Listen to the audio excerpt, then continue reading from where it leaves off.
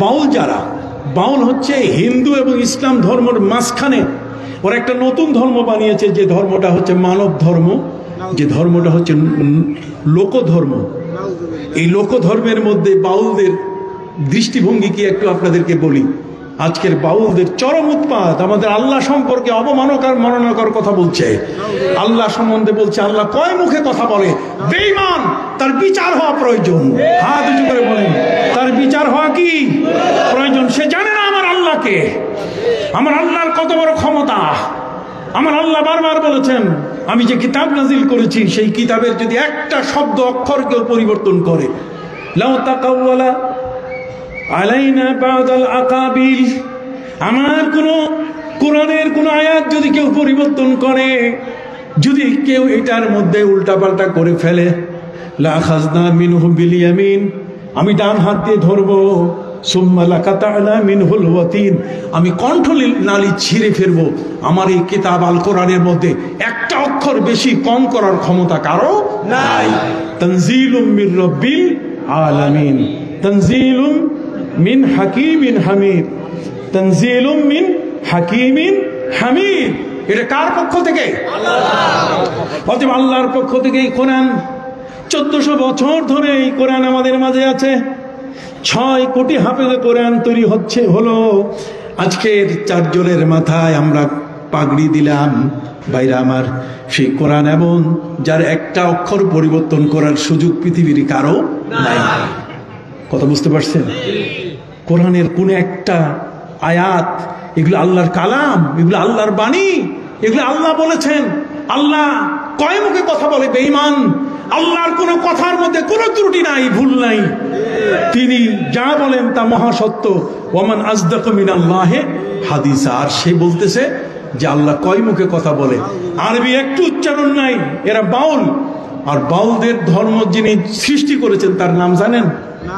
হ্যাঁ, বাউলের ধর্ম সৃষ্টি করেছে জগমোহন রায়। জগমোহন রায় একজন হিন্দু এটা আবিষ্কার করছে। বাউলের ধর্মের মধ্যে 3টা জিনিস আছে। কয়টা? কতক্ষণ? তাদের মধ্যে, তাদের ধর্মাচারের মধ্যে 3টা জিনিস আছে। এই 3টে জিনিসের মধ্যে একটা হলো যৌনাচার, আরেকটা হচ্ছে গাঁজা, যৌনাচার, গাঁজাখোর, আরেকটা নারী সঙ্গ। দেখবেন আমাদের পৃথিবীতে, আপনি সারসিনা দরবারে যান, আল্লাহু আকবার, সারসিনা দরবারের তুলনা পৃথিবীর কোন দরবারের সাথে হয় না। চতুর্দিকে ঘেরা, কোন নারী সেখানে প্রবেশ করতে পারে না। কতক্ষণ না? নারী সেখানে প্রবেশ করতে পারে না। কোন বেগানা কোন নারী সেখানে যাওয়ার কোন সুযোগ নাই। আর বাউলদের সাথে কি থাকে? নারী থাকে। জোরে বলেন, বাউলদের সাথে কি থাকে? নারী থাকে। বাউলরা সবসময় জেনা ব্যভিচার করে, ওরা জেনা ব্যভিচার করে, গাঁজা খায় এবং সাথে সাথে নারী সঙ্গ নিয়ে নারীর সাথে ওদের উঠা বসা। এরা কিন্তু মানব ধর্ম, এরা কিন্তু মুসলমান ধর্ম না। বাউল যারা, এই বাউলের মধ্যে ভাগ আছে। এর মধ্যে একদল আছে যারা বয়াতি, যারা কি একে বৈত বলে, বয়াতি। এই বয়াতি যারা, ওরা বয়াত পড়ে। বয়াত মানে শের মানে কবিতা পড়ে। বয়াত মানে কবিতা, বয়াত মানে কি?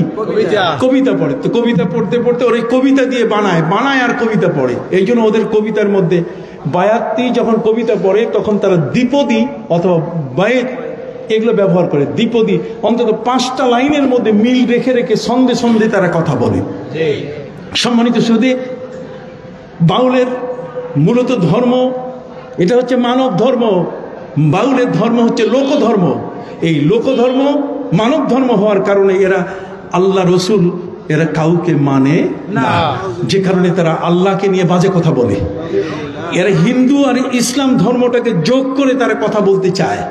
এবং আমাদের মধ্যে যে সমস্ত বাজে কথা বলে তার মধ্যে এই ধর্মে সিদ্ধ হইতে গেলে এই বাউল যদি সেই আত্মা তার শুদ্ধ হয়, বাউলের আত্মা শুদ্ধ, বাউল বলে যে তার দেহটা একটা মন্দির। নাউজুবিল্লাহ।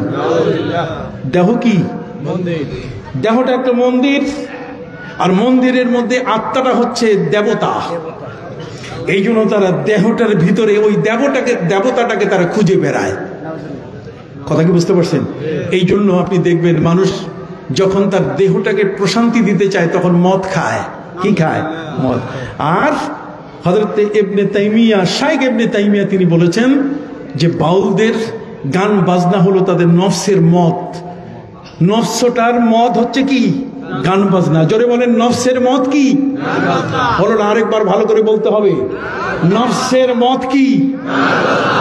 গান বাজনা হলো নফসের মদ। মদ খাওয়া, মদ খাইলে যেমন শরীর অস্থির হয়, এরকম গান বাজনা খাইলে তার নফসটার মধ্যে উতলা হয়ে যায়।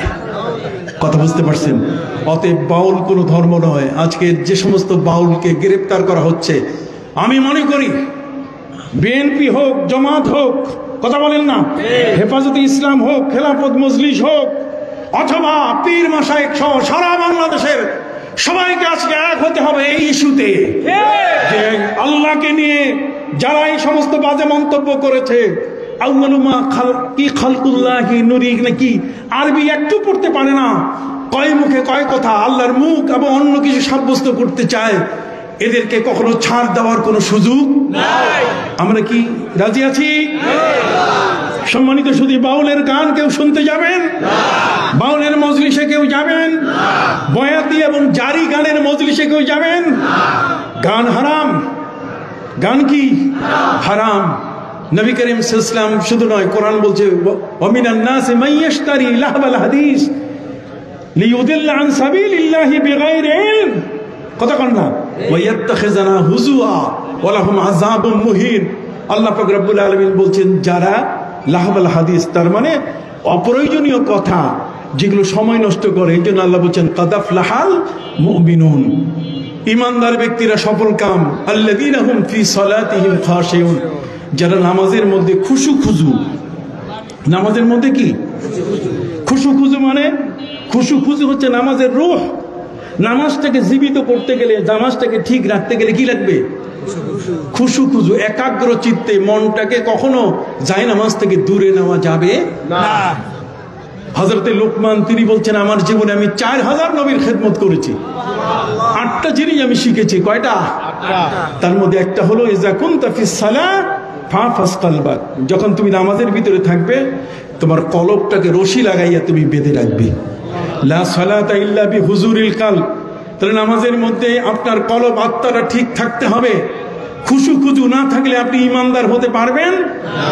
আর এই খুশু যদি আপনার মধ্যে চলে আসে, আপনার নামাজের একাগ্রতা চলে আসলে আপনার পুরা দেহটা রিফাইনারির মতো।